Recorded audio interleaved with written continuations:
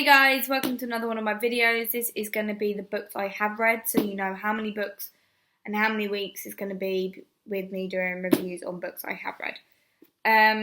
So the first book I'm starting with, I'm going to start with ones that haven't got more books by the same author or isn't in a series, like the 50 Shades series and stuff like that.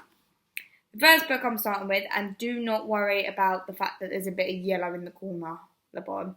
That was just some rock and oil that ended up falling over and dripping down the back of something that got on it. The first book is 10 Things We Shouldn't Have Done by Sarah Miloski. I don't know how to pronounce her name. I thought from what I can remember, I loved this book. It was really intriguing. The next one is Carrie You by Beth Thomas. I bought this at Tesco's and I read it for a few weeks before I put it down on chapter 11 or 13. And then I didn't pick it up for, I think, 2 years after I bought it, after I started reading it the first time.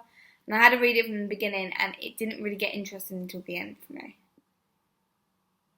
It wasn't even that expensive, it was only £8. You'd probably be able to buy it from cheaper. This one is 2 books in one. Let me go find out the other book. Okay, the first book is obviously Anger Songs and Perfect Snogging, but within the book you've got It's Okay I'm Wearing Really Big Knickers. Because obviously they were the 2 books that inspired the film Anger Songs and Perfect Snogging. So obviously they wanted both parts in there. Big bulky book, and it quite clearly says there are 2 books in one. So the next one is Love You Babe by Chris Higgins. I think this is more of a teenage book. I read it when I was at school, so I was a teenager.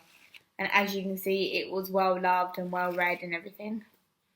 I don't think unless you turn a book from being pure white to practically yellow, you haven't read the book enough. I'm sorry, you've not flipped through the pages enough, methinks.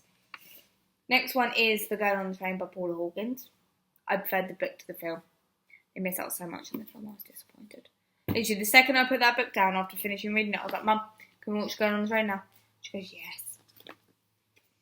The next book is If I Stay. There is a film, that is the film cover. I wish I bought this book before the film came out, because then I would have got the original cover, not the film cover. I really get annoyed with film covers. Film covers should be on films, not books. I will get a petition. And the next one goes in with the Divergent series that I'm currently reading.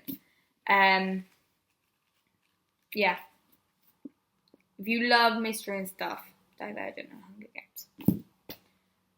The next ones, I'm going to pick up these ones. Oh, if I can actually pick them up. There we go.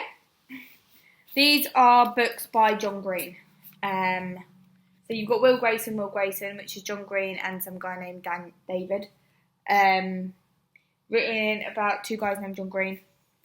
So I'm guessing John wrote one, Will Grayson, and David wrote the other, so they didn't get them mixed up in writing process.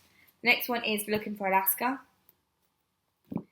Next one is the lovely Paper Towns. They got so much wrong in the film, but the film's still good. I really hope that all of John Green's books eventually become movies. Next one is An Abundance of Katharines. Bloody loved this book, I really did. Such a small book, not bulky. Managed to finish it quite quickly, I think. And why is that folded? It's not even a page folded, it's loads of pages folded. There we go. And in the end of it, this one was obviously released just before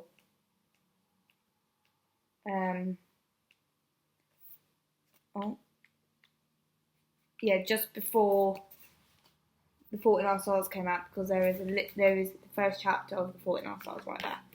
So, well, that cover must have been released beforehand. And then obviously I've got The Fault in Our Stars. This was the first John Green book I read, and I will say I did become a blubbering mess. I really did. Next ones I'm going for are these ones, which let's actually get that one. Girl on the Train, Girl Online, and Girl Online on Tour. It's the on tour bit that made me say the Girl on the Train.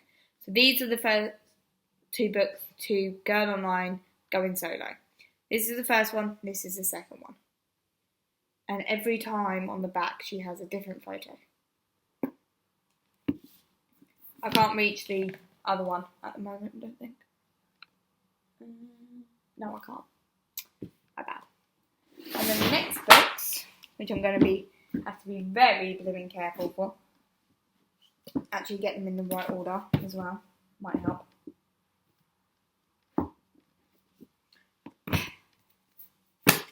Right. Philosopher's Stone. Chamber of Secrets. Prisoner of Azkaban. I love these book covers, I really do.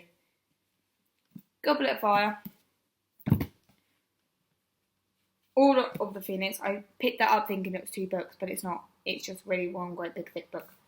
After Order of the Phoenix, I think Order of the Phoenix was one of the ones that I put down for ages because I couldn't read all that in one go, kind of thing. After Order of the Phoenix, the books do go down in size, so that is the biggest Harry Potter book. HalfBlood Prince. Even the Deathly Hallows, despite the fact that it's a 2-parter movie, it's still smaller. And there's Deathly Hallows.